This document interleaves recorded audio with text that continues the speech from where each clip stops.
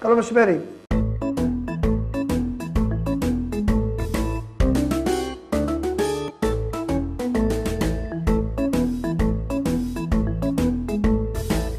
Και μέρος της επικαιρότητας του νησιού μας, επίσης μας είπε,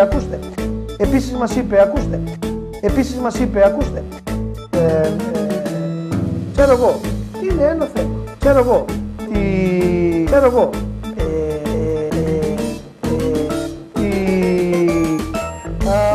το οποίο είχαμε να ξεκαθαρίσουμε λίγο ότι εδώ και περίπου ένα μήνα, ακριβώς ένα μήνα, Τι να πω.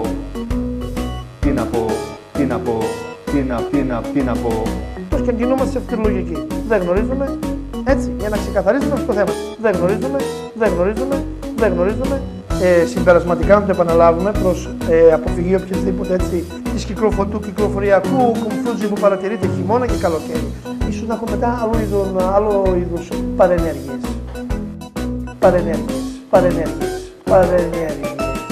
Αυτά και από το φίλο μας τον... Τι να πω. Καλό μεσημέρι.